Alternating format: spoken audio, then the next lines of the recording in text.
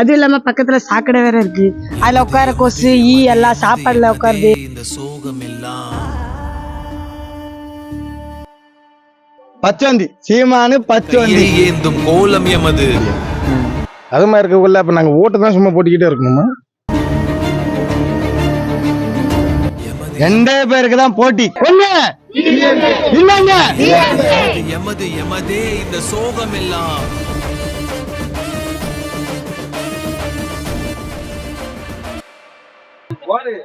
ஒரு எலெக்ஷன்ல யாருக்கு ஓட்டு போட்டா நல்லா இருக்கும்னா யாரு வந்தா நல்லா இருக்கும், எந்த ஆட்சி அமைஞ்சா நல்லா இருக்கும்? தளபதி வந்தா நல்லா இருக்குங்க. விஜய் இது வரைக்கும் 2 ஆட்சி வந்தது. திமுகவும் இரட்டை வேலையும் இது வரைக்கும் எதுவுமே யாரும் பயன்படுத்தல.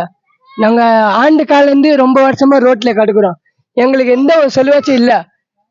வர வர ஆட்சி யாருமே எதுவுமே பார்க்கல. இது வரைக்கும் நிறைய ஆண்டுக்கு ரோட்ல கிடக்குறோம், எங்க யாருமே பார்க்கல. தளபதி வந்தா எல்லாமே நன்மைதான். இது வரைக்கும் யாருமே ஒண்ணுமே எதுவுமே பண்ணல. தளபதி வந்தாக்கா எல்லாம் செய்வாரு. ஆனா வர எலெக்ஷன்ல யாருக்கு ஓட்டு போலான்னு இருக்கீங்க? விஜய்க்கு போடுவேன். டிவிக்கு. எதனாலண்ணா, என்ன காரணம்? எதனாலனாக்கா அதிமுக போட்டி பார்த்தோம், திமுக போட்டி பார்த்தோம். நாங்க இங்க ஒரு 2 தலைமுறை தான் இங்க கிடக்குறோம்.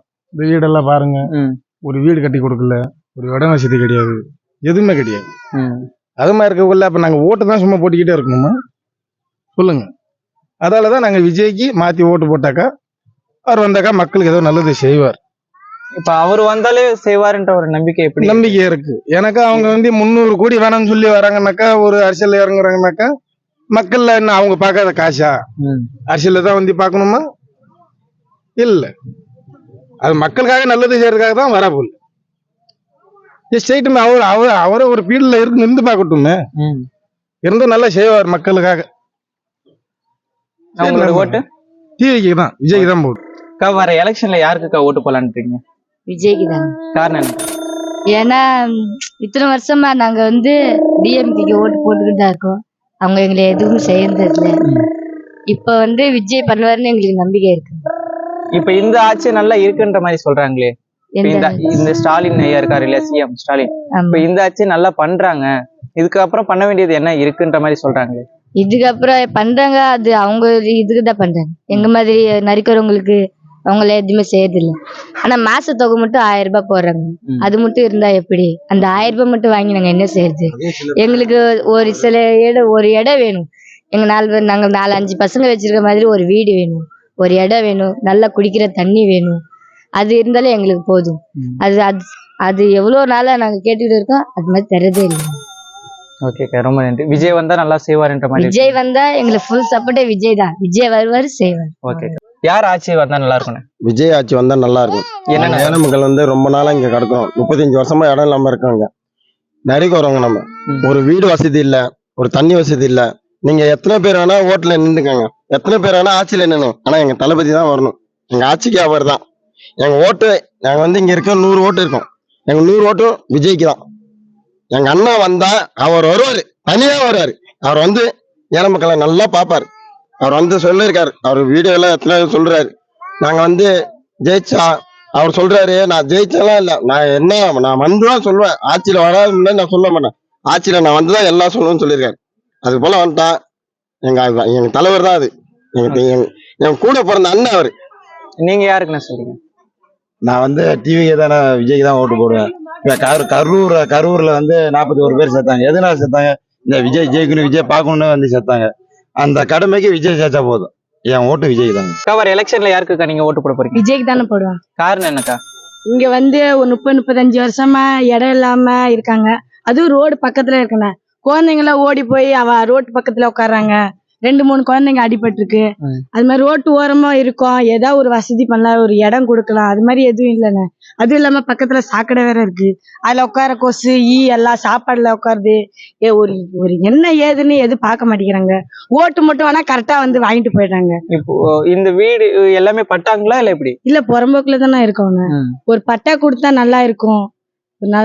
வீட்டு வசதி ஒரு 2 குடும்பம், ஒரு குடும்பம் இருக்கிற மாதிரி ஒரு வீடு கொடுத்தா மட்டும் போதும். வீடு வசதி தான் போதும். நாங்க விஜய்க்கு தான் ஓட்டு போடுவோம். ஆனா டிஎம்கே ஏதாவது ஒண்ணு கூட இது வரைக்கும் செஞ்சது இல்ல. ஆனா டிவிக்கு விஜய் செய்வாருன்னு நம்பிக்கை இருக்கு. அது மட்டும் தான் இருக்கு. செய்வாரு, எங்க விஜய் செய்வாரு, அவ்வளவுதான். நீங்க யாருக்கு நான் ஓட்டு போட போறீங்க? நான் டிவிக்கு தான் ப்ரோ. என்னென்ன காரணம்? என்ன காரணம்னா டிஎம்கே இருக்கிறாங்க, இப்ப ஆட்சியில இருக்கிறாங்க. ஆட்சியில இருந்து ஒரு நாள் கூட வந்தது இல்ல ப்ரோ. நம்ம இங்க வந்து ஒரு நாள் கூட உங்களுக்கு என்ன தேவை அப்படின்னு ஒரு சிங்கிள் கூட கேட்டது இல்ல. ஏன் கேட்டது இல்ல, ஏன் கேக்குறாங்க அதெல்லாம் நம்மளுக்கு தெரியல ப்ரோ. ஓட்டு மட்டும் வாங்க வராங்க, கரெக்டா ஓட்டு வாங்க வராங்க. நாங்க ஓட்டு மட்டும் தான் போடுறோம். இதுவரையும் ரோட்ல இருக்கிறோம். 35 வருஷமா 2 தலைமுறையா கிடக்குறோம் இங்க. 35 வருஷமா கிடக்குறோம். எங்க அப்பா எங்க தாத்தா காலத்துல இருந்து இருக்கிறோம். இப்ப எனக்கு 2 குழந்தைங்க இருக்குதுங்க. எனக்கு 2 குழந்தைங்க இருக்குங்க. அப்ப என் குழந்தைங்களும் இதே இடத்துல தான் வாழணுமா? ஒரு பட்டா இல்ல. எப்படியா இருந்தாலும் 300-400 மனுக்கு மேல கொடுத்துட்டோம் ப்ரோ. நாங்க 300-400 மனுக்கு மேல கொடுத்துட்டோம் சிதம்பரம் தாலுக்கால. இதுவரையும் பாத்தீங்கன்னா இவ்வளவு மனு கொடுக்கும். எங்க மனு மட்டும் ரோடு மறியல், தண்ணி மறியல், எவ்வளவு மறியல் பண்ணி பாத்துட்டோம். இந்த ஊர்ல ஒரு சிங்கிள் கூட நரிகோரங்களுக்கு இது தேவை அப்படின்னு ஒருத்தவங்க கூட இறங்கி செஞ்சது இல்லை. அது ஏன்னு தெரியல. எல்லாருக்கும் வீடு கட்டி தராங்க, எல்லாருக்கும் பட்டா வாங்கி தராங்க. இப்போ இங்க உடும்பு பிடிக்கிறவங்க வேட்டைக்காரங்க தானே, அவங்களுக்கு தந்தாங்க பட்டா. வேட்டைக்காரங்க தானவங்களுக்கு பட்டா தந்து வீடு கட்டி தந்திருக்காங்க. எங்களுக்கு நாங்களும் தான் வச்சிருக்காங்க. Aadhaar card, ration card, voter ID, smart card, எல்லா கார்டும் வச்சிருக்கோம் நாங்க. ஆனா எங்களுக்கே அந்த இது இல்லை எங்களுக்கு. நாங்க தமிழர்கள் தானே. நாங்க நரிக்குறவங்க என்ன தமிழர்கள் இல்லையா? தமிழர்கள் தானே நரிக்குறவங்க. ஏன் நரிக்குறவங்களுக்கு செய்ய மாட்டேங்கிறாங்க? இப்ப விஜய் வந்தா எல்லாமே செய்வாருன்னு பாக்குறீங்க? விஜய் வந்தா செய்வார்னு இவ்வளவு மக்கள் நம்புறாங்க. எல்லாரும் நம்புறோம் விஜய் வந்தா செய்வார். எல்லாரும் எப்படி சொல்றாங்கன்னா, அவரு மாநாட்டிலே சொல்றாரு, எல்லாரும் அண்ணன் தம்பிங்க, உறவுக்காரங்க, உங்க கூட பிறக்காத அண்ணன், எல்லாரும் சொல்றாங்க, ரத்த சொந்தம்னு சொல்றாரு எங்க அண்ணன். செய்வார். இப்போ அவ்வளவுதான். இப்போ சீமான் விஜய் ரொம்ப அட்டாக் பண்ணி பேசிட்டு இருக்காரு. ஆனா விஜய் எதுவுமே பேசுறது கிடையாது. இப்ப சீமான் பேசுறதுனால நீங்க என்ன சொல்றீங்க? அவர் பக்கம் பேசுறதுல நியாயம்னு சொல்றீங்களா? இப்ப கொள்கை இல்லைன்ற மாதிரி சொல்றாரு, இன்னும் தற்கொலைகள் என்ற மாதிரி சொல்றாரு, அணில் பிள்ளைகள் என்ற மாதிரி சொல்றாரு. இதுக்கெல்லாம் என்ன சொல்றீங்க? நீங்க சொல்றீங்களா ப்ரோ? அண்ணன் என்ன சொல்றாருன்னா, சிங்கம் இருக்குது இல்ல, செத்ததையும் அழுகி போனதையும் சாப்பிடாது, மோந்து கூட பார்க்காதுன்னு அண்ணன் சொல்றாரு. அப்ப யார சொல்றாங்க? 2 பேருக்கு தான் போட்டி. அண்ணன் சொல்லிட்டாரு. ஒன்னு டிவிக்கே, இன்னொன்னு டிஎம்கே. அவ்வளவுதான். அவங்களுக்கு கணக்குல இல்ல ப்ரோ. அவங்கள பேசுறாங்க, அவங்கள வராங்க. இப்போ நேத்து கூட என் தம்பின்னு சொல்லிட்டு இருந்தாரு. இன்னைக்கு கூட்டணி சேர்க்கலன்னு சொன்னோன்னா, ரோட்டுக்கு அந்தாண்ட பக்கம் நில்லு, இந்தாண்ட பக்கம் நில்லு, இதெல்லாம் ராலி அடிச்சுட்டு போயிரும் சொல்றாரு. என்னது? அவரெல்லாம் பச்சவந்தி ப்ரோ. பச்சவந்தி சீமானு பச்சவந்தி. அவ்வளவுதான் ப்ரோ. வர எலெக்ஷன்ல யாருக்கு நான் ஓட்டு போடலான்னு இருக்கு? விஜய்க்கு. என்னென்ன காரணம், என்ன விஷயம்? நல்ல செய்வார். புது ஆட்சி வந்தால் நல்ல செய்வார். ரெட்டையில ஷாலினியும் போட்டிட்டு இருக்கோம் 40-50 வருஷமா, யாரும் எதுவும் செய்யல. விஜய் வந்தால் நல்ல செய்வார். உங்களுடைய ஓட்டு யாருக்குண்ணா? விஜய் தான். விஜய்க்குண்ணா. என்னென்ன காரணம்? இந்த பக்கம் கொஞ்சம் ஷாலினி கொஞ்சம் போட சொன்னாங்க. இந்த வருஷம் நான் கிடக்குறோம். நாங்க ஒன்னும் உதவியோட செய்ய மாட்டாங்க. ஓட்டு மட்டும் வந்துடுறாங்க, போட்டி வாங்கிட்டு ஓடுறது. போய் மனு கொடுத்தனா ஒன்றும் செய்ய மாட்டாங்க. நாங்க ஜெயிச்சுட்டோன்னா அவங்க தானமா காலமே வந்துட்டே இருப்பாங்க. ஒன்றும் பண்ண மாட்டாங்க. இப்போ உங்களுக்கு குடி நீர் வசதி எல்லாம் எப்படின்னா இருக்கு? தண்ணி வசதி எல்லாம் தண்ணி நல்ல தண்ணி வருது, உப்பு தண்ணி 2 கலந்து வருது.